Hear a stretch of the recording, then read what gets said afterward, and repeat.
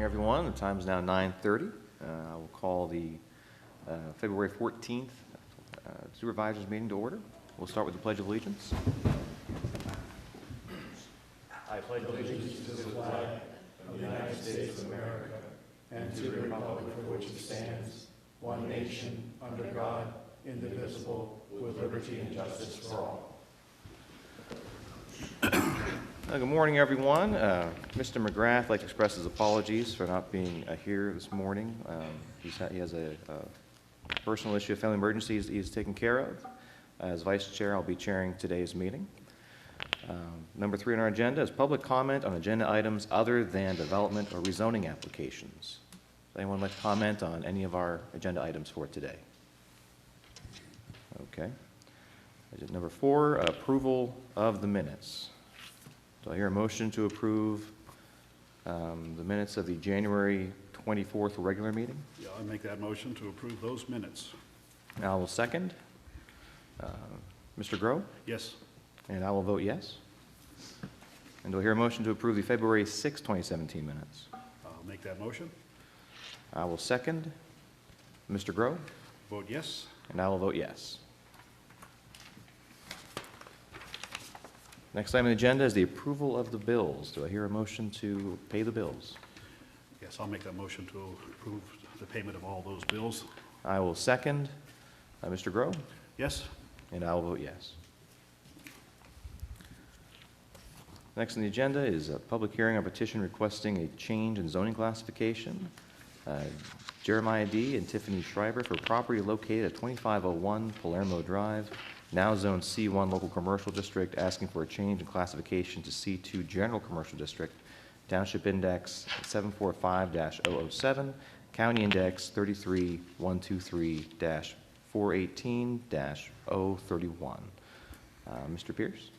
Yes, the Middleburg Township Planning Commission had a hearing on this, and they recommended approval.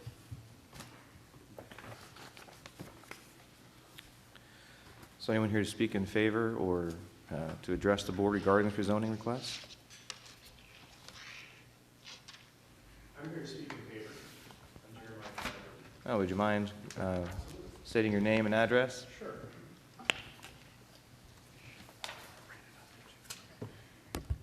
Jeremiah Schreiber, address 2501 Palermo Drive.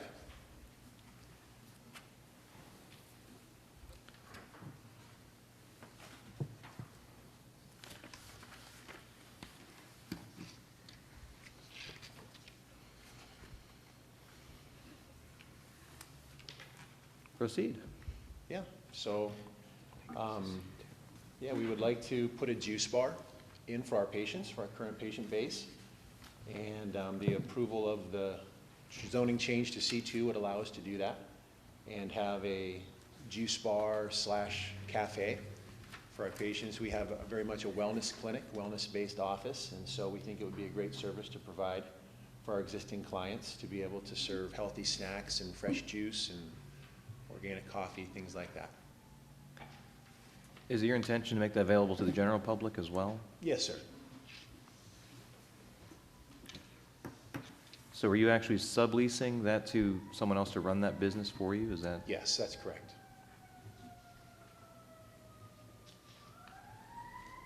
So in other words, this is going to be a restaurant? Well, we don't want a restaurant. Oh, We don't feel we have the space for a restaurant. Okay. A miniature cafe, I think, would be more appropriate. Okay, but it's still considered the retail sales of foods and Yes, beverages? that's correct, yes. Okay, which, Mr. Pierce, is that correct under our zoning ordinance? Is a restaurant or tavern? Yes. You know, it's not a tavern, it's That's correct, doesn't sell yes. alcoholic That's beverages, but correct, yes. foods and Yes. beverages to the public. Right. Okay, so that's what constitutes then, okay.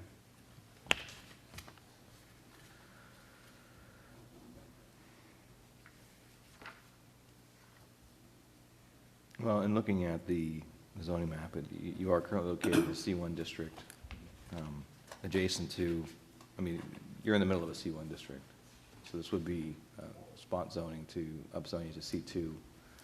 Like I say, I'm not really inclined to support spot zoning. I don't know, Mr. Groh, if you have a different opinion on that. Well, you caught my attention when you said spot zoning there.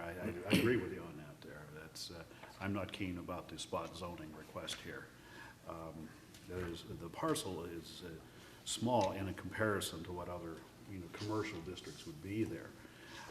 And I think we had discussed this with our attorney, Mr. Shaw, about the accessory use for this, but the accessory use of it has kind of gone out since it's no longer just for the customers and clients of the, you have a what, medical practice there, or? Chiropractic. Chiropractic, holistic medicine, so it's not an accessory to that, since it's now open to the public, as you stated, what you'd be looking at doing. Yeah, you're correct, Mr. Rowe. We looked at whether this could be an accessory use under Right. C1, but the fact that it becomes open to the public kind of defeats that argument and the Right. ability to say that it's in Yeah. fact an accessory use. It's really a separate use at that point. Right, yeah. Well, and it being subleased to another entity to run. Yeah. That would further, identify it as a not an accessory use. Yeah, okay. I don't know, I want to address Chuck. Chuck, when the planning commission, were you at that meeting that Yes. this was there discussion about that, the things that we're talking about among us right now? About whether it was an accessory? Yeah. No, they were looking more along the lines of approving it because of the C2 across the street and just one property to the north being also C2. Which is a dentist. Right. Our dentist occupies that space. Yeah, Right. so we have the C1 where Village Common is, That's correct. the Niagara complex That's up there. correct. Okay, heading north along the east side of the street, there is C2 up against the mobile home park there, the That- Fote Mobile Home Park, That's which is correct. R3. So then, this parcel of land is just one particular parcel on the south side of Palermo Drive. And that's the, That is correct. I just want to make sure I'm clarifying it. That may Yes. sound like a dumb question. It's the area that we have, it's circled in black, the property lines are. That's correct. Are heavy black lines, okay. There is no, to better enable, there is no, it's not connected to any C2. Right, it's there. not an expansion of any other C2 It's not an expansion of an district. existing I see. use, or an existing zoning district. Okay. Yeah. Of course, one thing to keep in mind here is if this were approved is the fact that it would allow any of the C2 uses there. This is not a custom rezoning that's being requested. It's a general rezoning of the property that any use is allowed in the C2 district, including restaurants or whatever it might be, that they would be allowed there. Sales, clothing sales, even a little grocery store, if that were the case. We do allow that in the C2. That is Am I correct on that, Chuck? That's correct. Okay, yes. I'm making statements. I should be asking you the That's correct. question on that. I'm Yes, sorry. yes, Mr. Groh, is in a rezoning, it goes from the existing zoning to the proposed, if it is granted. Anything enumerated in that district can go in there. Uh-huh. And a zoning petition cannot be pigeoned for just one or two Right. uses. It's everything that is allowed in that district would be allowed in there if it met the requirements of Right. the existing zoning ordinance. Right. As we recall, some of us old timers in zoning, there was time where when the rezoning application was being made, they had to say what it was they were using it for. And we don't ask that because we're not allowed to anymore under a state act, under an amendment to the MPC. So anything that's allowed in that district is what would be allowed. So, Mr. Shriver, is there anything else you'd like to add to your request? Any other information you'd like to present to the board?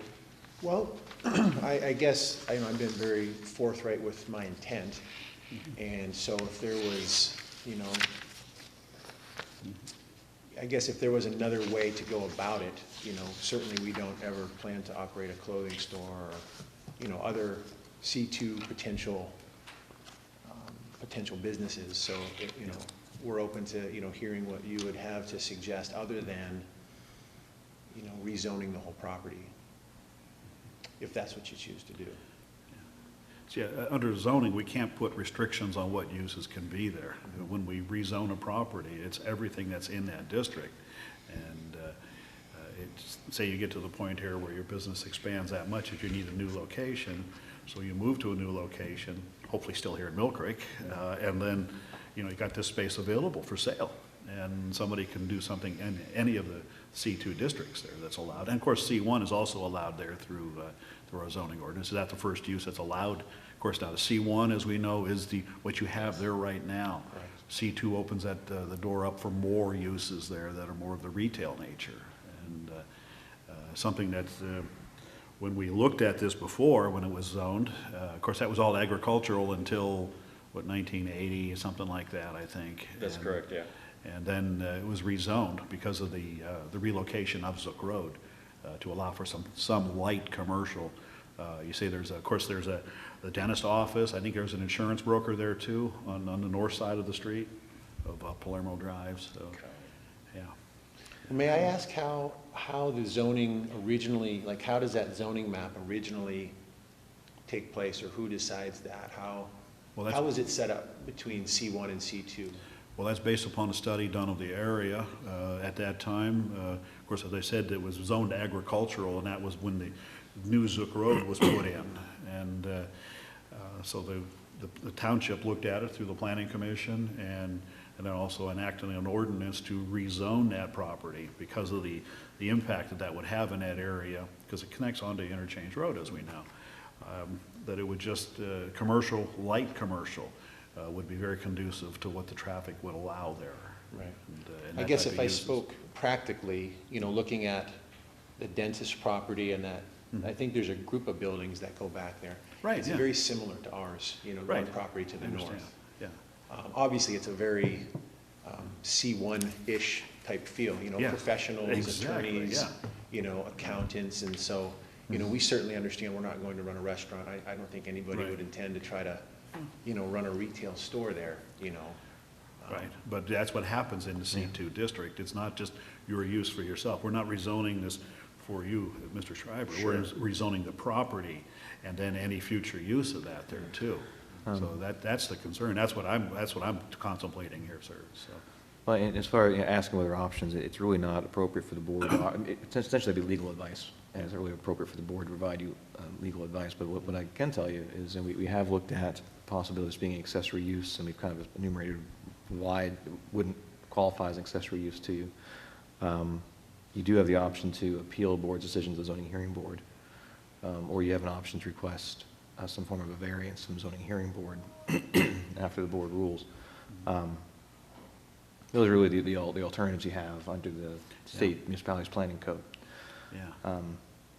That's really as far as Yeah. any kind of advice or direction we can give you. Those are the options you have. Yeah, yeah. Believe me, I know myself, and I think Mr. Morgan, I speak on behalf of all the township, the supervisors and everybody here. We want to encourage business to flourish and to expand, but sometimes the areas may not allow for that there. Right. And we're doing that in a means of protection to, the surrounding properties, and what future uses may occur there.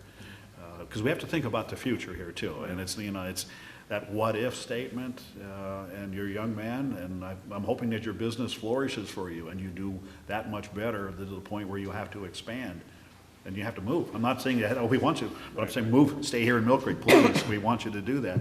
But what you leave is that C2 zoning there, and that's where my hesitancy is at, so. Please do not think that we're trying to be anti-business or anything like that. I feel very bad about it, and that's why we had talked about this for a while. I asked the solicitor, point blank, I said, is there something as an accessory use that this could be? Unfortunately, the way our ordinance is drafted right now, it's not considered an accessory use, so. I understand that, but answer the question for me then, I guess practically, what's the difference between the property to the north of mine, where it's zone C2, where the dentist is? Practically speaking, what's the difference between my property and his property? Well, there's a property in between there. Now let's see here.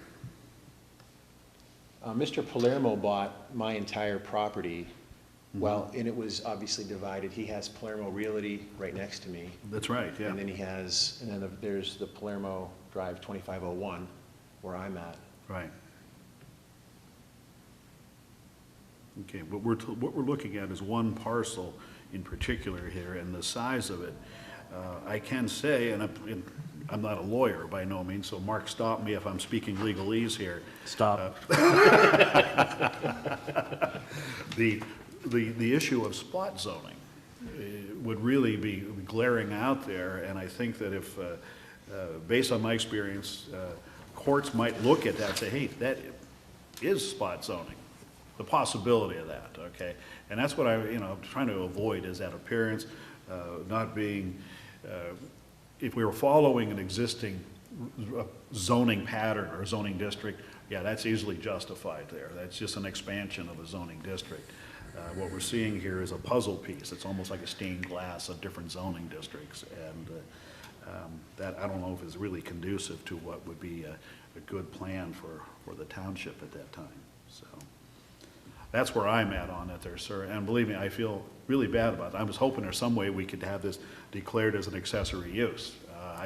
Mark and I argued, I don't know how long we argued about this, and John and I discussed it, and it just doesn't seem that in our current zoning ordinance that we have any provisions for an accessory use of this type of business here. Well, So, especially since you're discussing subleasing it to a separate entity and publicly advertising it. yeah. Yeah. I think if it was an event that, if it was just essentially a concession stand for your clients, That'd be a much closer call. And so if that was the case, it would not need to be rezoned? Am I understanding that right, or? I Yeah, believe, as an accessory use to, it would be to your existing, allowed use. So you would not need a rezoning if what you're doing qualified as an accessory use. Because So that's then it would just be- allowed. Right, it'd be my accessory use. If we ever vacated the premises, then it wouldn't be Right. detrimental for, Right. Correct. potentially. It would still be C1, and whoever would be moving into there would still have to have a C1 use. Right. Yeah, an accessory has to have a primary use first. Your primary is your business is chiropractic. The accessory use, if this were declared an accessory use, which is not, would be the fact that you had the juice bar, I think is what it was called, and that sort of thing. That would be the accessory use.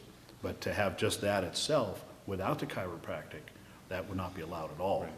Because you have to have the primary to have the accessory. I don't want to repeat myself, but. Sure.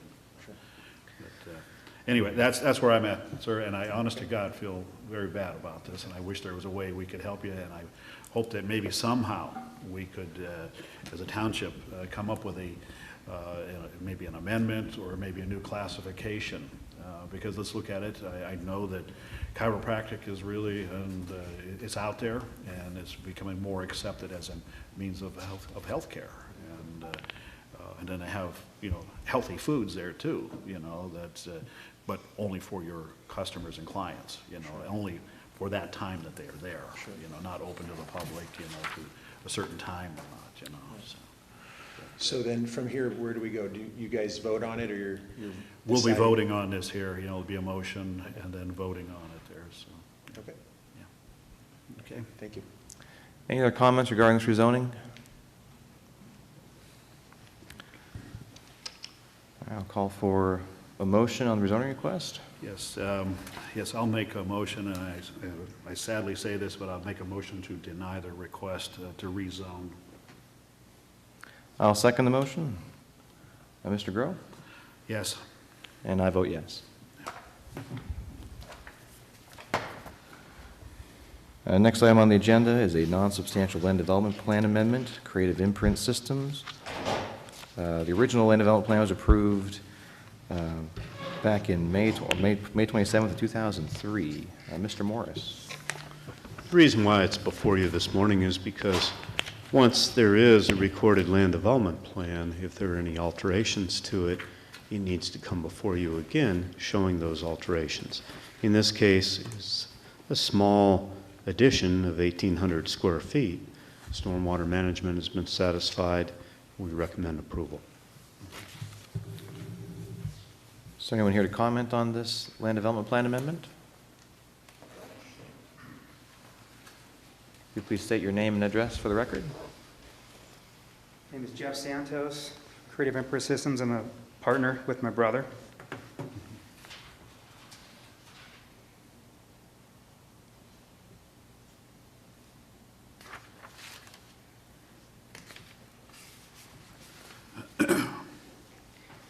when we went in 2003 and put the addition on, we thought it was be the last addition that we could do. And fast forward to 2017, and we need more room for storage, to move the stuff out of the production floor and into a separate building. And it's frustrating that we've had to jump through all these hoops, because we were supposed to break ground to be in it by now. And it's, you know, and I hear what Jeremiah's saying, it's, you know, I understand you guys have to do what you have to do, but you make it really tough What for the hoops did you, small what business hoops did you owners. jump through? Stormwater plan? That, and then just, you know, we had to configure it because of, it was, we wanted to be bigger, and it can't be bigger. I mean, it's just, the stormwater plan's a big one, we can't add parking. You know, it's just,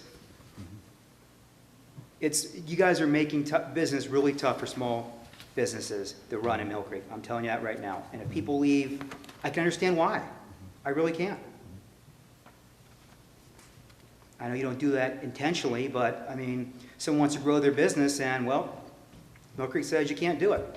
It's gonna cost you $30,000 to put a retention pond in to grow your business. So you prefer we allow folks to flood their neighbors out when they build new buildings? John, I'm not saying that. We have a retention pond we put $30,000 into, and I can show you the amount of water that's in there after a rain. It all comes down Lowell Avenue. You got the email last week from my brother, I'm sure, because Rick came out to address it. Oh, is that the one with with the catch basin needed to be raked out? That's correct. And we sent municipal folks to rake out a catch basin that, Yes. yeah.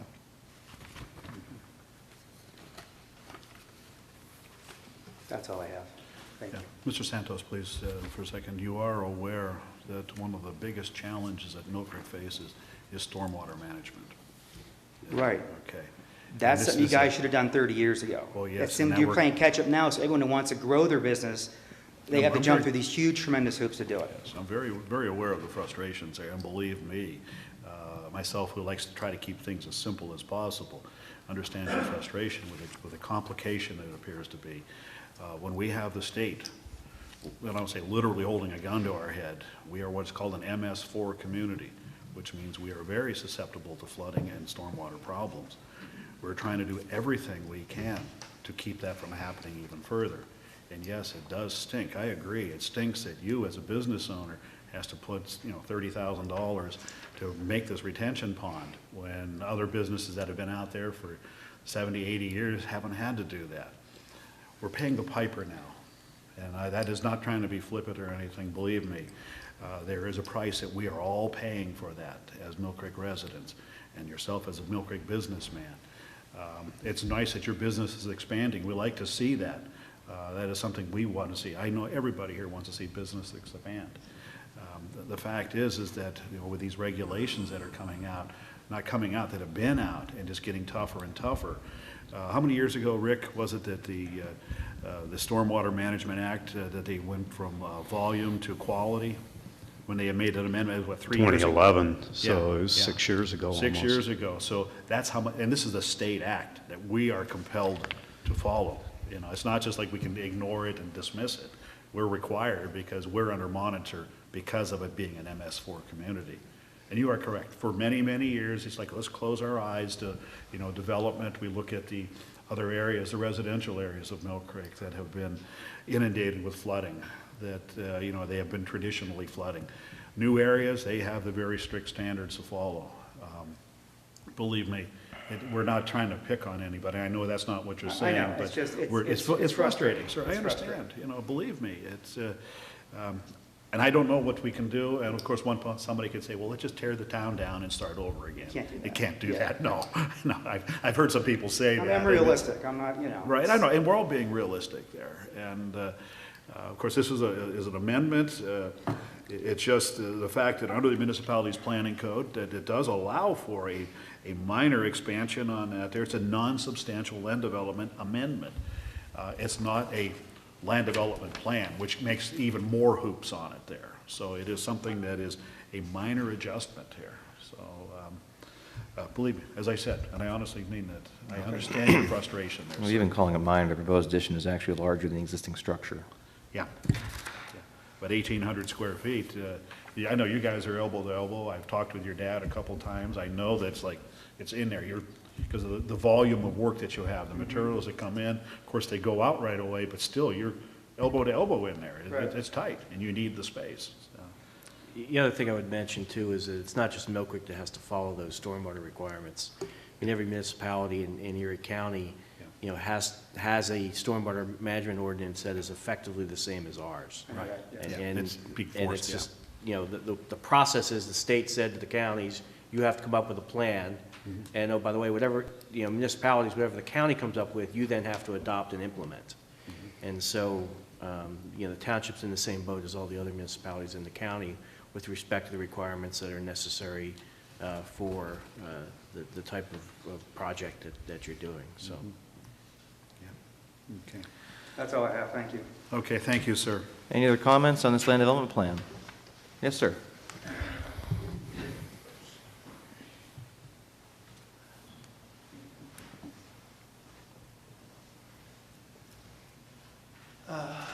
Good evening, morning, gentlemen. My name is Donald Wolzanski. My address is 4218 West 28th Street. Got a couple questions, you. As I talked to your engineers, where you have going to be putting a house in up at 4015 Colonial. You guys passed a sidewalk variance for it, I think, a month or so ago. Sir, is this regarding this? This land is development? regarding not to his property, but to water management. Well, They we actually have, well, right now the comment is on this particular. This particular application. We'll have public comment at the end of the meeting if you'd like to discuss that. Okay. Yeah. I misunderstood. It's the first time I've been to one of your meetings. Oh, sure. But yeah, we'll have public comments at the end of the meeting if you wouldn't mind, and then Okay, feel free yeah. to bring that up at that time. No problem. Thank I you, just sir. thought because it was stormwater management. Sure. All right, no further comments. Do I hear a motion? Okay, I just want to get a clarification from Rick. Rick, this is going to be okay, this is a minor addition here? Yes. It's non-substantial? Correct. And your recommendation would be to approve? Yes. Did I hear that correctly? Okay. With that said, I'll make a motion to approve this non-substantial land development amendment for that 1,800 square foot building addition to the existing record. I'll second. Mr. Grove? I vote yes. And I vote yes. Next on the agenda is announcement of bids and quotations received. We have quotes from the Streets Department regarding tree removal. We received 3 quotes, one from Dibble Tree Service for $3,175, one from Jefferson Tree Service for $2,195, and one from J. Thomas Tree Service for $2,375. Streets Department is recommending that we approve the quote from Jefferson Tree Service for $2,195, and I'll make a motion to approve that request. And I'll second that. Mr. Grove? I vote yes. And I vote yes. We have requests from our fire inspector, Mr. Matt Exley, regarding turnout gear purchase. Wish me to cover that as well, John, or did you want to discuss It that? doesn't matter. I could do it if you don't mind there. This comes from Matt Exley, our fire code official. He's requesting the purchase of turnout gear, which is the fireproof gear that that our firefighters wear. This would be for our 9 to 9 member, Caleb Dixon, who is the assistant fire inspector. This was a budgeted expense. We have 3 quotes, one from Kaza Fire Equipment at $2,225. Another one from Whitmer Associates at $2,633.98, and then Chief Supply at $3319.98. It is recommendation at Kaza Fire Equipment for $2,225 for that turnout gear be expended. That was a budgeted item. I'll make that in the form of a motion. I'll second. Okay. Mr. Grove? I vote yes. And I vote yes. Next is from the Public Works Director, Gary Snyder, regarding the asphalt plant, tanks and pumps. We have an email from Gary. Enclosed is the CoStar's quote for the new AC tank, pump and calibration tank for the asphalt plant. The cost to the township is $140,000, $140,767.40. This is a budget item, and he would like permission to order this package so the asphalt plant can be up and running in time for paving season. Any questions? I have no questions on that there. Thank you. Okay, well, I will make a motion to approve the expenditure of $140,767.40 for the asphalt plant improvements. I will second that. Yeah. Okay, Mr. Grove? I vote yes. And I vote yes. Next on the agenda is new amended ordinances under review, proposed amendments to ordinance 2017-4, an ordinance to amend certain provisions of the Mill Creek Township Code, Chapter 110, Solid Waste and Recycling, to incorporate certain changes in the state law and modifications to the certain methods of collection, methods of payment collection and enforcement, and elimination of the registration requirements, and other incidental and necessary changes. And with that, I'll turn it over to our solicitor, Mark Shaw. Thank you, Mr. Morgan. The waste ordinance is being amended in conjunction with the solicitation for bids of the new waste contract that will be available later this afternoon, subject to the supervisors approving it at this meeting. The amendments essentially fall into a variety of categories. First is removing a number of provisions that relate to the registration of waste haulers that are no longer applicable. Those provisions have been in for some time and just they're not applicable, so we're pulling those out. We're adding language to include the requirements of the Covered Device Recycling Act. That's an act under state law that requires the recycling and proper disposal of certain types of electronic devices such as computers, monitors, and televisions. Such materials can't be placed in the regular municipal waste pickup and must be handled by a special pickup. We're making amendments recognizing that residents often use landscapers for their leaf removal at their property, and we're allowing for that option. Clarifying that the owner of a property, even if they lease it to someone else, is ultimately responsible for the proper disposal of trash at their property. Clarifying that all trash shall be contained within properly sized trash containers. Also clarifying the requirement that all trash containers should be removed from the curbside within 24 hours after pickup.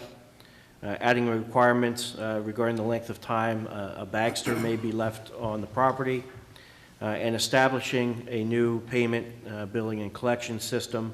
Under the existing process, the residential collection contractor can stop picking up at a residence if they fail to pay. Under our new practice, we're going to eliminate that because of the trash that would build up over time, and instead we're putting in a kind of a lien system in place so that if people do not pay for their trash pickup, a lien could be placed on their property so that to ensure that it'll ultimately get paid. So we would recommend, or I would recommend that supervisors adopt these amendments. Okay. I just have one point of interest here on this, that the Solicitor Shaw was mentioning the use of bagsters. People may have seen these at your local hardware store and to building supplies. I think they're cheap. They're like $29.95 or something like that. Cheap to buy, not cheap to dispose. Right, and that's where the problem is. Many people, and this is just an information, an FYI for anybody considering buying one of those things, that does not include your pickup. Sure, you're able to fill that thing up and put it by the curb, and they come by with a special truck with a lift on it and pick the bag up and throw it in their hopper on the back of the truck. It's another like $150, am I correct? $140 to $150? I think 130 range. But 130, okay, it might be a little in that high. range. So if you're contemplating that, by no means am I trying to steer you away from it, but just keep in mind that you have an additional cost, and that's called the pickup cost on it. So keep that in mind if you're considering the use of one of those. So the zoning department has been involved in enforcement on those things because they sit out there for a length of time. Yes? Just to add too is there are requirements, I believe, of where waste management can pick it up. I mean, it has to be within a certain amount of feet from the road. Right, yeah, the picker on their truck has to be able to hit. Yeah, you're right, Chuck. So anyway, I just wanted to add that fact right there. Okay. Need a motion on that there? Should we ask Mr. for Chair? public comment for this, Mark? Do we have any comments from the public regarding the proposed amendments to ordinance 2017-4, essentially our recycling and refuse collection ordinance? Yes, sir.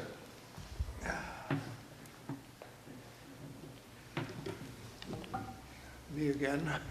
Donald Wozansky, 4218 West 28th Street. I've comment on that, on the recycling stuff. There? Yeah. Okay. Is there any way you can get them to secure their trash?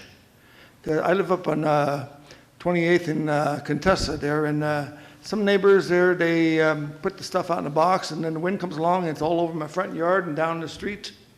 I put my recycles out in a blue plastic bag I get at Walmart. At 10 cents a bag, that's cheap. Yeah. Yeah, there are requirements in the ordinance that would require the home or property owners to use properly sized containers and to ensure that that type of thing doesn't My point is, happen. my neighbor there, she put a whole box of papers out there. The wind came along, and I could see them flying out of the box there.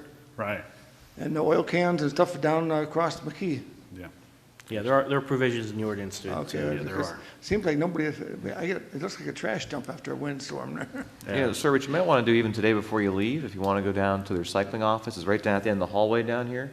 Talk to Jessie down there and let her know. She might be able to make a Okay, couple like I phone said, calls. And It seems like when the windstorms come from the west there, it Yeah. blows everything over towards McKee. Yeah.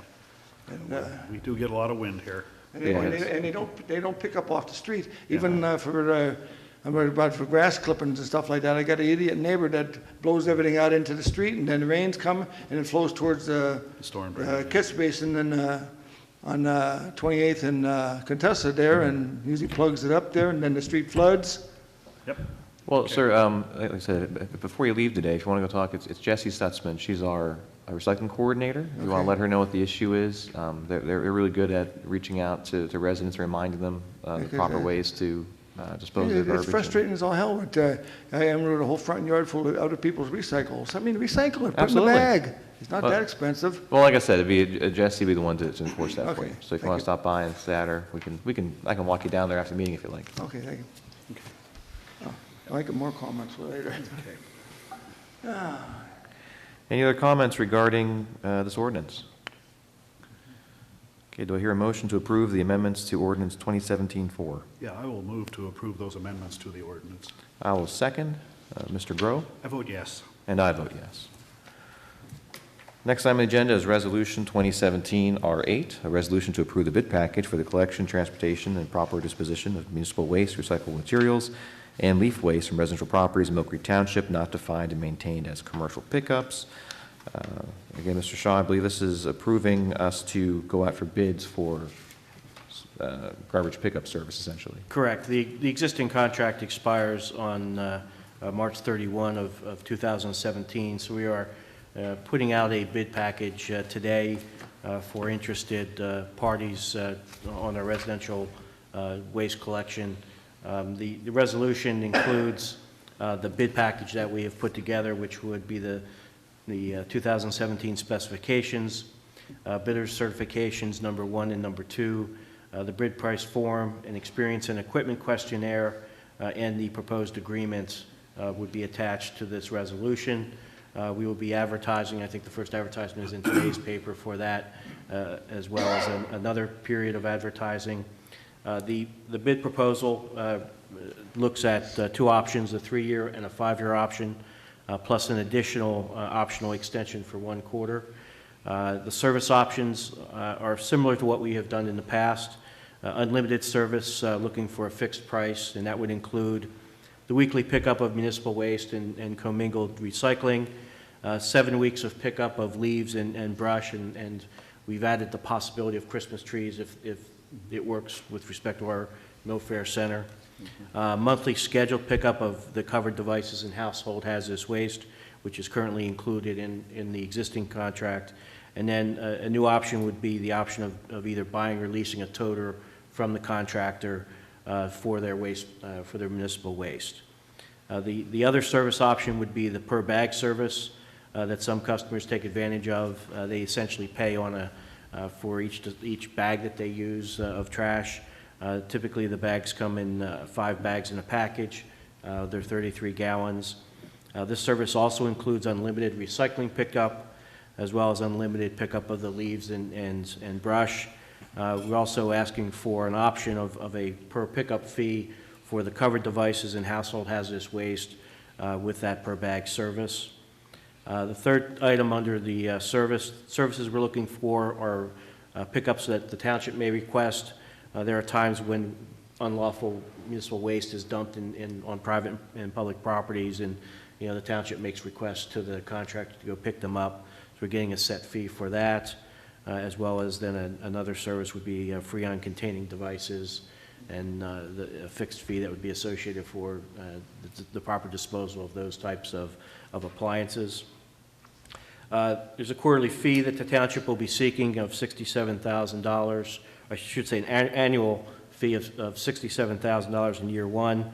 That would cover the costs incidental to this program, which is allowed under the various acts, and that amount would go up 5% each year. As I indicated before, we're going to be implementing a customer billing and payment process.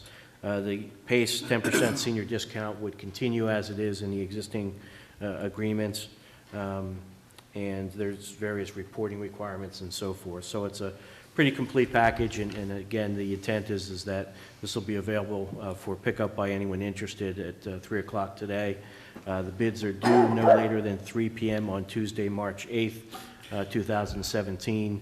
And the intent and hope is that it would be considered at the supervisors meeting on March 14th of 2017. So I would recommend the adoption of resolution 2017-R-8. Mr. Shires, just to clarify, so the bid package we're putting out there, essentially, residents won't, regardless of what haulers selected, the bid package pretty much states that service won't be disrupted, the existing level of service that they have right now. Correct. I think the existing level of service, if they're in the unlimited service, that will remain the same. And I believe on the per bag service, we're actually adding an option for them that would allow them to participate in the scheduled pickup of covered devices and household hazardous waste. So their level of service could potentially increase, but there will be a fee associated with that option. Okay. Do I hear a motion to approve resolution 2017-R-8 regarding the RFP for hauling services? Yes, I'll make that motion. Any public comment? Any public comment? All right, I will second. Yep. Mr. Grove? I vote yes. And I vote yes. The next item on the agenda is resolution 2017-R5, a resolution by the Mill Creek Township Supervisors of Mill Creek Township, Erie County, PA, establishing the Mill Creek Township Tax Collectors Compensation for years 2018, 2019, 2020, and 2021. Simplify it, folks. In Pennsylvania, tax collectors are independently elected officials. The respective taxing bodies pass a resolution, compensation packages for those elected officials. In the case of Mill Creek Township's tax collector, Erie County sets a compensation wage. So does the Mill Creek Township School District, and so do we. And that compensation needs to be set, I believe it's prior to... Tomorrow. Right. So prior to the kickoff of the election season. Yes, under the law, if you're going to make any changes to the existing compensation, either increases or decreases, they have to be done by tomorrow. I think it's tied to when Right. Petitions are to be submitted or begin to be Yeah, they have to signed. know how much the candidate, successful candidate would be paid, or Right. be paid, that is. And so the compensation would not change until after the election cycle. So, so far, Mill Creek School District has set their compensation for tax collector at $36,441. Erie County last week set their compensation for $46,862.80. Today we'll be passing our resolution. And shall I read the whole thing, Mark, or just give a brief on it? I think you could just summarize the amounts in each year. Okay. So what the resolution 2017-R5 is to set the salary or the compensation for Mill Creek tax collector for 2018, 2019, 2020, and 2021. And Mill Creek's contribution to that compensation will be $29,509. Do I hear a motion to approve? I think in addition, if you would, John, in paragraph 2 about the insurance that the tax collector needs to get shall be a minimum amount of $50,000. Is that per state code, or is that our caveat that we put on? I don't know if that's on per state code or not. Okay. Item 2, the tax collector shall provide and pay for insurance, naming both himself, herself, and the township of Mill Creek as insureds, which insurance shall be for the benefit of both and shall be an amount of $50,000. Anything else you need to cover, Mike? Do I hear a motion to approve? I'm a little bit confused here. I've got two resolutions. 29,509 is what we had, is what we were paying. That's the existing compensation. That's the existing I one. believe we agreed to in executive session. Okay, because I thought that, because there's another one here that says $30,030 here. I'm trying to figure out which one is, Cheryl, which one is the correct? 29 is correct. I was given two figures, and this morning it was clarified to me that 29 was the correct one. In a previous discussion, I believe the board in executive session decided to maintain the existing salary for the next 4 years. Boy, I don't recall it that way, but this is a very unusual situation here where it was believed, at least by myself, that we had one, and, you know, that there was going to be a minimal increase, but, well, and we only have until tomorrow to set this salary, because if we don't, then what, Mark? The salary would remain the way it currently is. But I don't know whether under the old resolution, if that reflects the number of 29,509, which is the last year of that, or I think under that prior resolution, there were set increases each year. I don't know if that would continue. That's not clear to me. It's not clear in there if that would be continued. So theoretically, no pay? No, Would end up no, it would happening? be, there's two alternatives. It would either still be the 29,509, or the percent increases would continue each year. Well, that depends if the previous resolution indicated a set pay for each year, or if it indicated an automatic 2% increase. Correct. Okay. My vague recollection was that it was a percentage increase each year, but Mark, I don't know if you recall. I think it was about 2.5% previously. I know the school district moved to freeze the wage for this year. I know the county recently granted 4% increases for all county elected officials. Last week, there was an article in the paper, I think on Sunday, about that.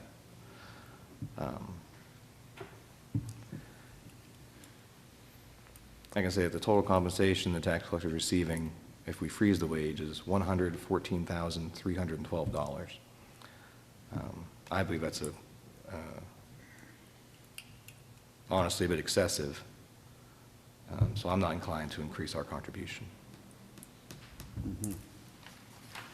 Oh, well. So if let me correct myself here, Mark, or just clarify for me, if this thing fails, what theoretically can happen in regards to the tax collector's salary? There are two possibilities. One would be that it remains at this 29,509, which I believe is the last number of that, that they're currently being paid from the township. The other alternative would be, again, depending upon how the last resolution was framed, if it called for a certain percentage increase each year, it's not clear to me whether that would continue or not. There certainly could be, I guess, an argument that if that's how it was determined, then that would continue on for the next period, because that wouldn't be a change. You're not changing the compensation or the method of compensation. I see. Okay. Well, I guess we need to move on this thing right here one way or another. I don't like to see things being done on a personal basis. I'm not inclined to give raises based on a personal basis, nor am I inclined to make other opinions based on a personal basis.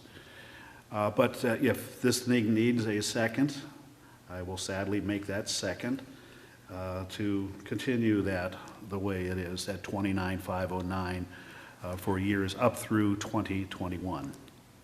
You want, I guess I'll make the motion then. I'll make the motion to I approve. thought you made the motion Resolution there. 2017 R5. Yeah, I'll make the second on that. Mr. Grove? Vote yes. And I vote yes. Next on the agenda is Resolution 2017-R6, a resolution pursuant to Resolution 2015-R20 and the Municipal Records Manual to approve proposed disposition of certain township records. I believe, Mark, you were going to cover that? Yes, we have a request from the HR department to destroy record 2010 hospitalization claims paid. The requirement is holding those records for 5 years. These would be beyond the 5 years. Dental and vision claims paid for 2005 through 2010. Once again, the hold period is 5 years.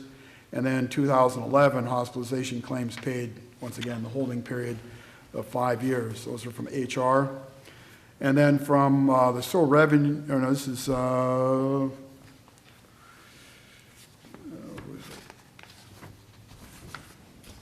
this is, from Gail Jarris in the administrative office.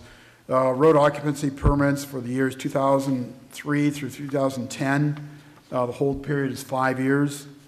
Streetlight billing and edit and payment reports for 2008. The holding period is 7 years. Same information for 2009. Once again, the holding period is 7 years. Mill Creek Township waterline assessment billing and edit reports for the years 2004 through 2009. The hold period is 7 years. Streetlight assessment lien satisfaction and no lien letters 2001 through 2010. The requirement is 1 year after satisfaction. And then subdivision land development deposit and fee reports for the years 2008 through 2011. And the requirement there is as long as it has administrative value. Once these deposits have been satisfied, there's no administrative value to them. And the final request is from the Sewer Revenue Department to eliminate or to destroy bank statements from the years 2006 to 2009. The hold period is 7 years. To cancel checks for the same period. Once again, the hold period is 7 years. Accounts payable files for the years 2006 through 2009. The hold period is 7 years.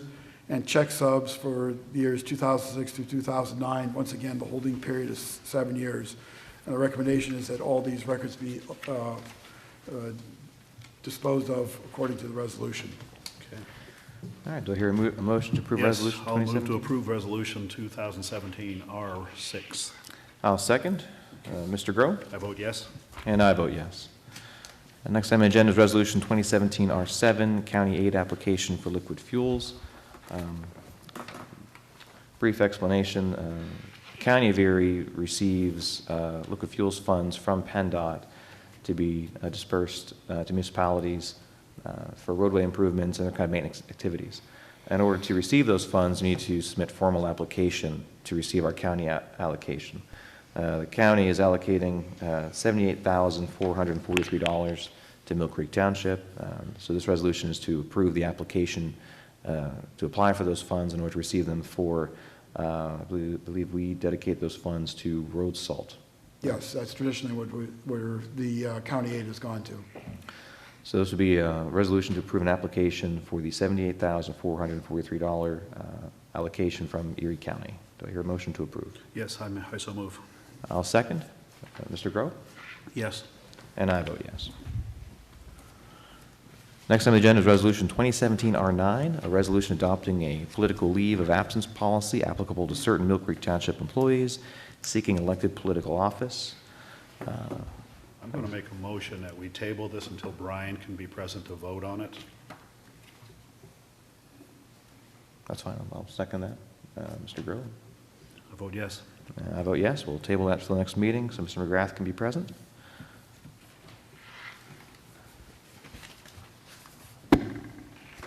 Item 15, sale of parcel from repository for unsold properties, 2311 Cahe Road. Mark, did you want to handle that? Sure. This is Erie County parcel index 33-053-224.1-001.71-2311 Cahe Road trailer. This is being sold from the county repository for, what they do is, we're asking to forgive our portion of the taxes. Those total $154.87 for the years 2009 through 2016. This is routinely done. I'll give the property owner a clean slate, and so I recommend approval. Okay. I'll make that motion to allow for that transaction. I'll second. Mr. Grove? Yes. And I vote yes. Next item on the agenda is 2017 commission appointments with the Fire and Emergency Medical Services Commission. Mr. Grove, do you want to discuss that? Yes, I would, thank you. And this is something that I'm sure the media is leaving right now when we're going to be announcing this, but that's okay. Sorry about that. This is something that's been a long time overdue here in Mill Creek Township. It is the Mill Creek Township Fire and Emergency Medical Services Commission. Not to bring all kinds of grandeur and everything into it, but as I said, it's something long overdue. Purpose of this commission is to work collaboratively, cooperatively, and coordinating fire operations here in the township, funding and operations aspect of it. Each department will have a representative chosen by that department, and then the supervisors, the Board of Supervisors chooses 3 residents of Mill Creek Township. I'll go through the list here of who will be on this commission. First of all, representing Lakeshore Fire Department, Daryl Tavernese is the representative. We also have alternates for the fire departments. His alternate will be Brian Salvatore. West Ridge Fire Department will be represented by Dan Ouellette, who is the chief at the West Ridge Fire Department. And then his alternate will be Jim Rosenbaum, who is also an officer there at the department. Westlake Fire Department is represented by Rick Schau, and his assistant chief, Kirk McCaslin, is the alternate. Representing the Bell Valley Fire Department is Jeremy Moreland, who is a firefighter, and his alternate would be Zachary Kuhn, who was also a firefighter with the department. Kearsarge Fire Department is represented by Chief Matt Parker, and the alternate is Assistant Chief Tom Dolak. Representing Mill Creek Paramedic Service is Bill Martin, Director of MPS right now. Excuse me. And supervisor appointees, the following residents are being appointed, and these people have excellent resumes, folks. I want to tell you, this commission is going to do some really good things for us in getting some guidance of where we need to go. First one is Rebecca Kessler, who is a retired employee from the Albion Prison. I think she's a real estate agent now, and so she's looking at serving and working in Mill Creek Commission on this one. John Marsden, who is in the audience right here, he's an investment banker and broker here in Mill Creek Township, resident and business here in Mill Creek. So we look forward to his attendance and guidance on this here too. And finally, Randy Lakowski, who is a retired businessman and is an adjunct professor at Mercyhurst University, specializing in business. So these 3 representatives, I'd like to nominate those 3 as supervisor appointees. So I'll make that in the form of a motion. I'll second. Okay. Mr. Grove? I vote yes. And I vote yes, and I'd want to echo Mr. Yes. Grove's remarks. Yeah. We really were fortunate to have Yeah. some really exceptional residents step forward. Right. Really just volunteer. I believe everyone just saw an ad in the paper, or saw a story in the Right. paper, and stepped forward to serve their communities, and we really appreciate these folks Right. And taking on the responsibility. right. And of course, the cooperation among the board here too. We all saw this was something that was needed and worked together on getting this done. Took a little time with drafting and redrafting the ordinance, but hey, we're there. Our first meeting for this commission, media, first meeting for this is on Thursday, 7 o'clock here in the township building, where they'll have their first meeting of that there. So, thank you. Didn't want to detain you. Well, thank you, Mr. Grove. Yep. We also have 3 other vacancies. Our Property Maintenance and Fire Code Board of Appeals, we have a vacancy. Our Zoning Hearing Board, we have an alternate vacancy, and we also have a Sewer Authority Board vacancy. To this point, we have not recruited I have candidates. not been able to make contact with my person I'd like to see on one of the commissions there, so. Okay. I will hopefully make contact with her soon. But I think as we mentioned, the Fire Commission, there's really folks who just saw there was a need and stepped forward. So I don't know if Val, if you wouldn't mind mentioning, we've got some openings, and Yeah. any residents who want to come and serve their community are welcome to contact the Board of Supervisors. to offer their services, and we'll be happy to review those applications. Yeah. Yep. Thank you. Next item on the agenda, consideration of Planning Commission recommendation for consultant services for the Mill Creek Comprehensive Plan, as we call it, Embrace Mill Creek. Mr. Waldinger? Yes, as I think the board's aware, at the end of last year, we put out request for proposal 2016-2. That was to seek a consultant to prepare an implementable comprehensive plan for the township. The deadline for those submissions was January 9th, and the township received 11 proposals from different consultants wishing to provide those services. The Planning Commission took 2 weeks to review those 11 proposals, and they narrowed them down to the 4 top candidates that they felt could best provide those services. And then they asked those candidates to come in for interviews so that they could speak to them personally and select one. Those interviews occurred last week.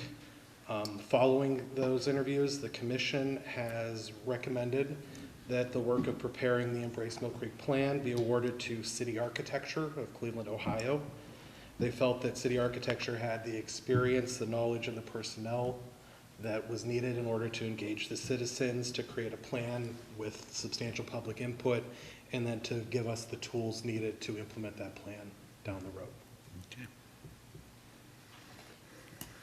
Well, thank you, Matt. I'll just add, our planning commission has really done some exceptional work on this. They spent many hours. I've really stepped up. I've worked in planning for about 10 years, and I can say our volunteers in this commission have really put forth a lot of extra time and effort into this.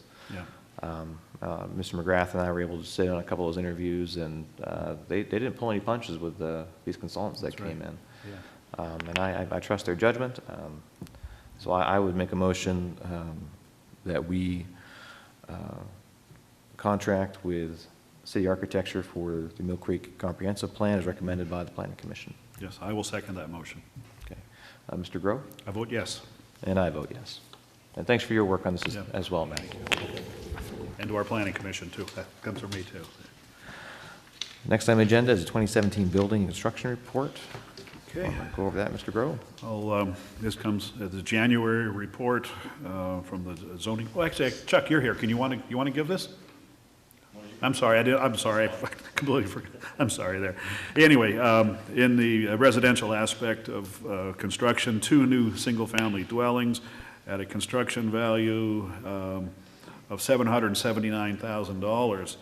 And then under the commercial aspect there, we had 8 permits issued for total of 9, it looks like, permits issued for that at $152,900. So our total construction value for the month of January, which is no surprise, it's a little bit low, $931,900. This is seasonal, of course, as we know, so it'll pick back up again here probably March, April, and just really hopefully skyrocket again here. So you want a copy of this? This is available in the zoning department, and I think they're online here by maybe by the end of the week they'll be online. So that's what I have there. Thank you. All right, next on the agenda is communications. First is Hands voluntary payment. Mark? Yes, we received a payment from Hands. Hands is the Housing and Neighborhood Development Service. They are a fully not-for-profit organization, not subject to a pilot, but they agreed to voluntarily make a contribution towards taxes that are due on the Maryvale apartments and the Ridgebury apartments. And they made a payment of $3,780 in that regard. And we just wanted to acknowledge the fact that we received their payment and that we appreciate the work that they do. Absolutely. So this is a fully tax-exempt entity That that voluntarily makes a contribution to the township. And I'm So- sure these people struggle to get by. It's not like some Yeah. nonprofits that don't do so. Well- I couldn't help but chuckle, but you know where I'm going on this right here. Absolutely. No So- names mentioned there, but So we'd like to let Yeah. Hands and their president, Charles Scalise, know that the township Yes. appreciates their contribution to the public services that the township Right. provides. And they actually, if I can just add this on there, they've been doing this for quite a few years with Yes, us they have. and other municipalities that they are located, that their housing developments are. This is really nice. They're good, what do you want to say, tax exempt entities that Right. help us out, help out the community. They know that they need services. So once again, on behalf of everybody, yeah, thank you, thank you. Again, they're under no obligation, Yeah, so. yeah. So, Next is MPD approval requests from the chief of police. oh, He's got quite a stack here. I got a book here, it looks All right. like. Okay. Actually, I've got 10 of them, so please bear with me for a minute. Mr. Gray, do you want to approve these all at once, or do you want to go line by line for approval? Why don't we just go through all at once? Can we do that there? If there are any questions, of course, feel free. Sure. Let's see here. This comes from the Mill Creek Police Chief, Scott Height. Request the township approve the following at a public meeting today. Number one, transfer of Patrol Officer Matt Schollenberger from the Patrol Division to the ISD Investigative Services Division as a detective, retroactive to January 30th. And then item number two, elevation of patrol officers Michael Sorokas, Derek Spiker, Lorelei D'Angelo to the status of Class D patrol officers, retroactive to February 1st. Each officer has met all the department expectations and requirements as of a probationary officer. Mr. Groh? Yes. Real quick. Those promotions, those are actually per the contract, right? Right, yeah, those are per the contract there. Yeah, they've served their 1 year as a probationary officer and have excellent reports back, so they can be promoted to regular officer. Item number three, permission to send patrol officers Chris Buckner and Ryan Presnar to a prescription drug investigation course at the PSP Training Center in Meadville. This class requires no registration, and as of this date, no overtime compensation will be required. Item number four, permission to send Captain Carter Mook and Lieutenant Mike Little to attend training in Franklin, PA.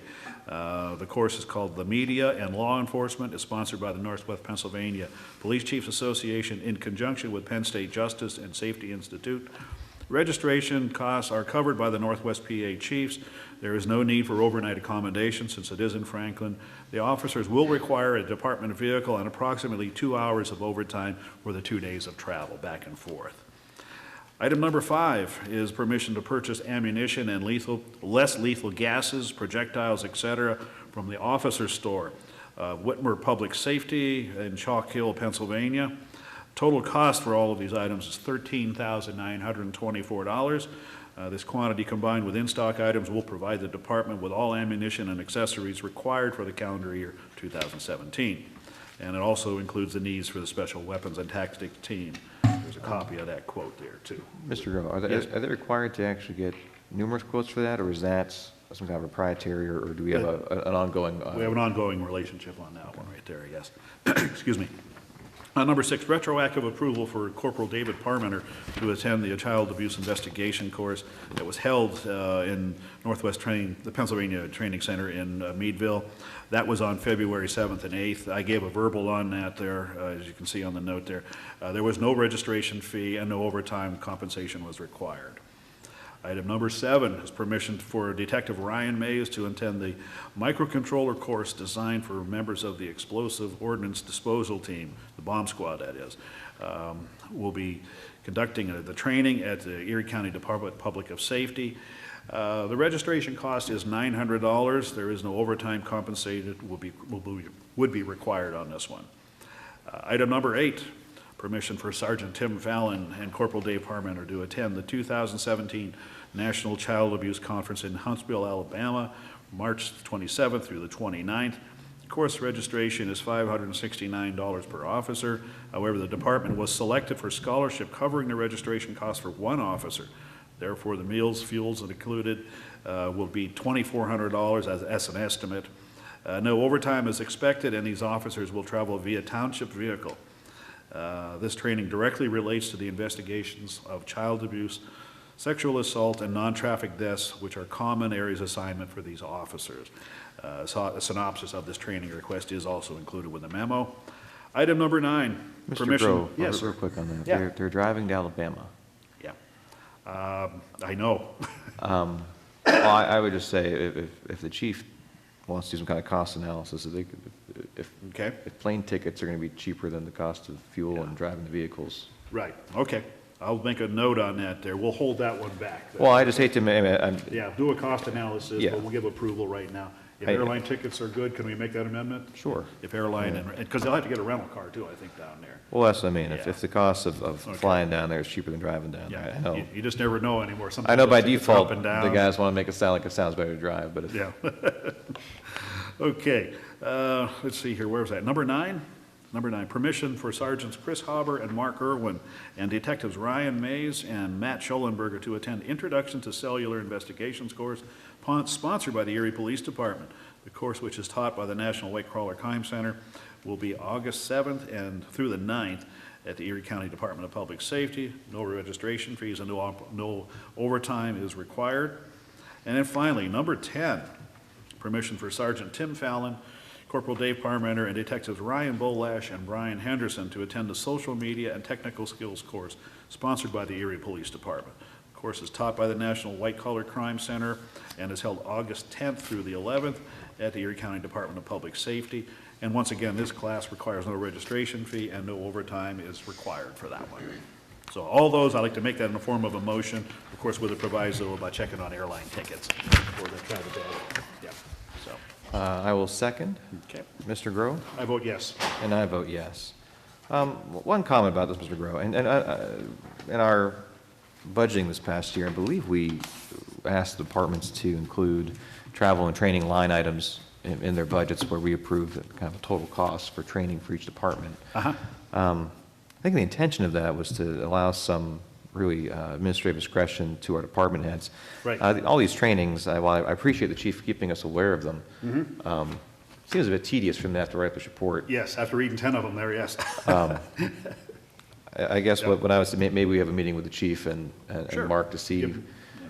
I guess the intention was, as long as they're not exceeding the travel and training budget, we give our department heads the discretion to grant training requests to their staff as they deem Right. appropriate, rather than having the board kind of micromanage those things. So for future procedures, if you want to have that meeting with Scott and Yeah. Mark, maybe we can discuss that. Okay, can I see your memo right there? I have one more here. We're under communications, right? Yep, training request for EMA coordinator. Okay. Let's see. Yeah, that's right. This comes from Matt Exley, our fire code official and emergency management coordinator, requesting permission for himself and Deputy Richard Petron to attend the Pennsylvania State Fire Academy Instructor Development Course, March 4th and 5th in Lewistown, Pennsylvania, that is. This is mandatory continuing education for the instructors. Both of them teach the classes for the township free of charge. It is a budgeted expense. The total cost will be $203.56 for the hotel, and they will need to use the township assigned vehicle that Matt drives. So I'll put that in the form of a motion. I'll second. Mr. Grove? I vote yes. And I vote yes. Okay.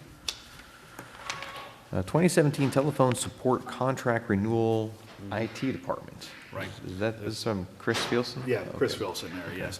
This comes from our IT director, Chris Filson. Board of Supervisors, my recommendation that the township renew the support and maintenance agreement with Third Generation Phone Company. This agreement gives us support for any and all phone issues, 24/7, over the phone or on site if the need arises. Also, this helps to ensure if we ran into hardware issues that would require replacement, they would be able to do so in an expedited fashion.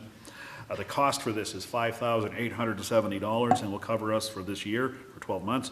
The cost is a budgeted item in the 2017 budget. It comes from Chris Wilson.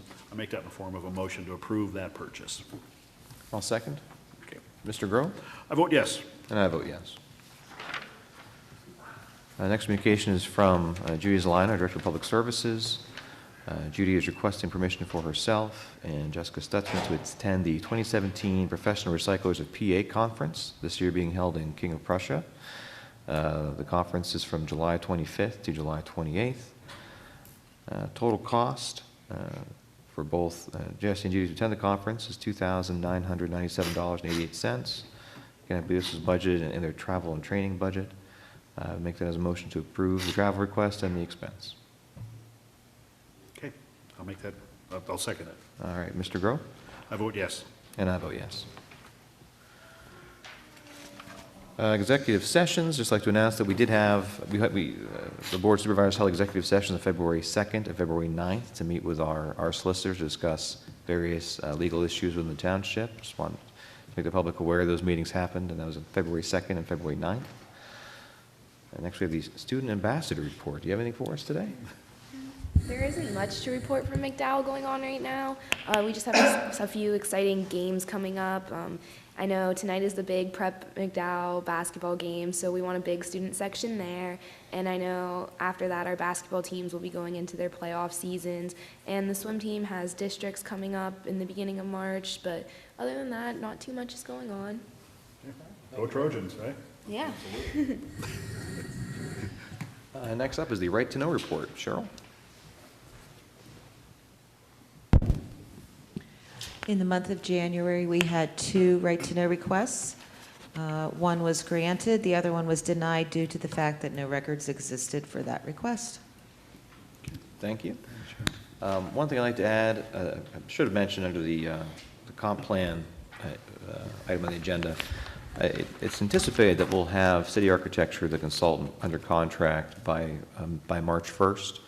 At that time, the Planning Commission will be meeting with the consultant to determine like a public schedule for folks to be aware of when public meetings are and different kind of engagement activities. So we anticipate having either a newsletter or an article in the upcoming In Mill Creek Magazine to let residents know what the schedule is for that project. Hopefully by the end of March, we'll have that available to the public to keep them informed. We're very excited about having City Architecture involved. As Matt mentioned, these folks came in, they have a very robust public engagement plan I think they're going to prepare for us. We want to hear from all of our residents on their vision for the future of Mill Creek, and we look forward to kicking that off. Again, we'll have the consultant under contract anticipated being in March, and have a public input plan in place probably by the end of March, and we'll be sure to keep the public and the media informed of that schedule. Mr. Morgan, I have 2 communications I did want to touch on if I could. And it's too late. One was the board had received a letter from an attorney, Henry Miller, regarding some construction going on Lakefront Drive that he believed was in violation of our ordinances. We did conduct an investigation, concluded that there were no violations proceeding, and I sent a letter to him indicating that together with the inspection report. So that's where that stands. And then we received yesterday, I received a copy of a letter I think that was directed to Mark from Michael Wisnowski on behalf of LECOM seeking a refund with respect to some properties owned by MCH Corporation as a result of some parcel combination which reduced the tax assessment. Mr. Zagrzewski and I will take a look at that and decide how to respond.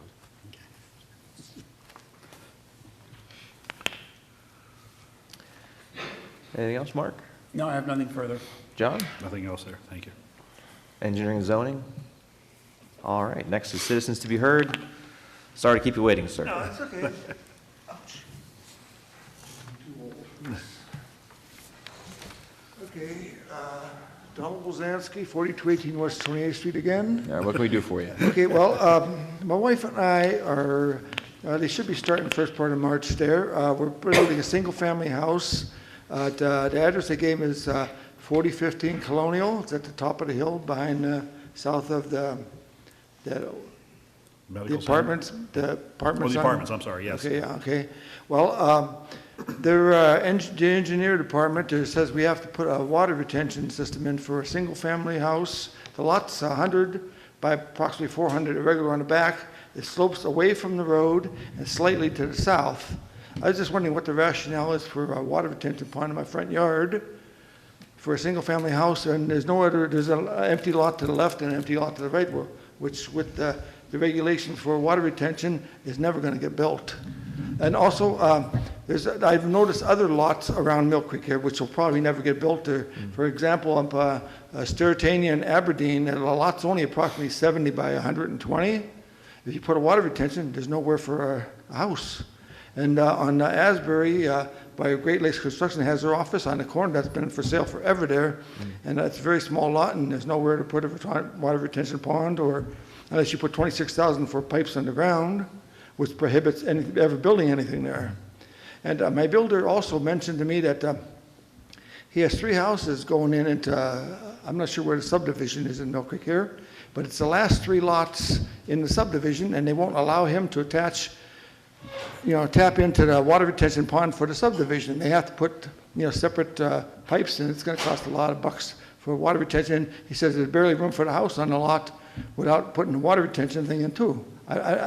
Just can't understand what the rationale is for this. I understand the water retention there. It's big business, especially for me, because currently I live on 28th and Contessa, and every time it rains up in the hills, we get flooded because we've been trying for 30 years to get them to, there's a storm water drainage pipe behind us. It's probably maybe, I'm going to say, by maybe 4 foot by 3 foot. And when they tapped into it for building that medical center over on 26th Street over here, which you guys are well aware of that. Right. They filmed it even when they tapped into it because it's, I'd say about 3/4 to more full of mud. There's out of the pipe that big, by that big, there's only about maybe 18 inches of headroom. And every time when it rains real hard, it runs down here. It runs down and right on that corner there. It floods up to about 3 foot deep. Yeah. It's fun watching the cars get stuck out there because the idiots try to drive through it there. Well, I know on that But issue, it blows the manhole cover in my backyard off the sewer, and the woods in behind me floods. Right. And last time when it stormed, it flowed down there, and that water retention pond that they built behind the medical center, Right. it filled up because the idiots, when they put it in there, they put the grate for the overflow from the pond. What came up out of the overflow went into the pond, and then probably went into their underground storage there too. I don't know what the rationale is for a single-family home, practically in the middle of nowhere. Well, this house is far away, but it's at the top of the hill. I have a storm catch basin in the front of the property, but it never runs into it because you see it runs to the left, it runs to the right, but nothing goes in there. Well, Rick, as far as the contested drive issue, that is what we're currently trying to get DEP permits for, because the issue is That's actually, it's correct. actually We have an downstream. is application where- before DEP to be able to clean a channel that does drain Contessa Well, Lake. I've been putting up with this for 30 years we've Yeah. been there, and every time it rains really hard, it floods. Oh, right, and our And- issue is trying to deal with the state to And get and now, permits and to now we fix get it. about a 3/4 to an inch of mud out there because it runs down through the woods there, and it sits there for a long time, all the mud settles out, and we end up with a big bunch of mud in the. Right, well, I can tell you, Rick's been working on that. Is there any news from DEP on that permit? Are we going to be able to get in there next year, you think, or not? Oh, I believe we'll have it for this summer, so we can clean that. Okay. But one thing that I'd like to say about stormwater management. Well, and is Rick, that- we're not requiring an actual pond we built, right? It's more of a, No. Okay. It's cleaning a channel. no, but I'm talking about the single-family development.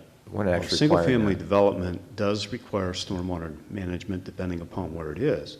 In Mr. Wozansky's case, he has no stormwater management for that lot. So he is responsible for preparing the stormwater management for that.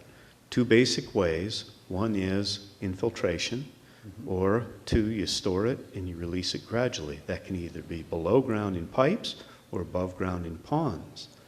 The method selected is up to the developer. And in some cases, such as another subdivision that he mentioned his builder is working on, I'm familiar with those, the one lot has no stormwater management. So once again, they're responsible for providing 100% of it. The other lot has some, but not a whole lot. So we're providing a little bit of stormwater management. They have to provide the remainder. But every situation is different. It's commonly misunderstood. We try to be as uniform as we can, but the soils are different, the situations are different. Well, and Rick, in this case in particular, we don't require single-family homes to go through Hill Engineering for a formal review. It's No. your department handles those reviews. That's correct, when it's under 5,000 square feet of impervious surface, yes. Because the house I'm building, it's like a 2,500 square foot house. I'm not sure exactly how many square feet there are in the roof on it, but it's a nice sized house, but it's not that big. I was just curious what the rationale was for that, because, like I Right. said, I have a lot of land that slopes to the back. I was thinking we'd just let it run out the back and, evaporate or soak in as best as it could there. Rick? It's not that easy. Well, Because I then, know- where does I- it I run? just- Does it flood someone else out? I mean, you're stating that you've had flooding issues for years and years. That's because there wasn't an appropriate stormwater management plan for those parcels above you. So we're trying to eliminate a lot of the additional flooding, and we can't do it everywhere, but Some cases are easier than others. Okay. Yours is a requirement because you have no stormwater management on those 3 lots that were subdivided. So you have to provide 100% of the stormwater management for your own lot. So if somebody builds next to me on each side, they'll have to do the same thing too? That's then? correct. No, Okay. they could do it above ground. You know, it could be above ground, could be below ground. Well, we're probably gonna be going above ground there. And the Because chances my are wife's the not happy with having a soils, pond in the front yard, but chances are the soils in that immediate area are the same. but it was closer to the street there, because we have a 30-foot easement from the actual asphalt there, and from what I seen digging there, it's a lot like over where they built the medical center over there, you know, it's a clay type, gravel type thing there. Correct. We have Okay, a lot of those I was just soils. wondering what the rationale Well, was I mean, for doing it. the rationale is, correct me if I'm wrong, Rick, our stormwater, it's scalable. So if you're going to put impervious surface on essentially new property, the purpose of the ordinance is whatever stormwater you're going to be displacing because you are putting impervious surface down, you have to maintain it on your own parcel. Okay. So the point is to retain your stormwater on your land so that we don't flood out neighbors or flood folks downstream. And I'm sure Mr. Morris can work with your developer to try and find the most cost-effective solution for you. Okay. Okay, I was just wondering, in other words, if I was to put like a pole building in the, further in, way in from the street, 200 foot from the street, I'd have to put stormwater retention for that too? You have to account for it somehow, I believe. Absolutely. Main barrels Yeah, because count? the goal isn't to keep water from flowing into the public right-of-way. I mean, that's part of this, Because, but it's to keep it from flooding other parcels, other. Because right now, the water runs off on the northern property, runs across mine into the southern property, and then you guys have a faux road there, which is basically a huge ditch. It all runs down into there, and I noticed on the bottom of where the manhole thing is, there's a corrugated plastic thing for water to run into there, to run into the storm drains. So it runs off all those properties to the ditch and into the drain. Okay, I was just wondering, you know, I'm trying to keep my wife happy. Well, like I said, sir. Oh, but you're when 100% right on those bagsters. Yes. But when it comes to residential development, you know, Mr. Morris and his team will be happy to work with your developer and try and find a solution for you. Well, I said, she's kind of resigned to having a pond in the front yard. I said, well, hey, put some fishes in there. Okay, thank you, gentlemen. Thank you. Anyone else want to address the board today? All right, with that, I'll entertain a motion to adjourn. All right, we're done. Thanks, folks. You're watching the Mill Creek Government Channel, powered by WQLN Public Media.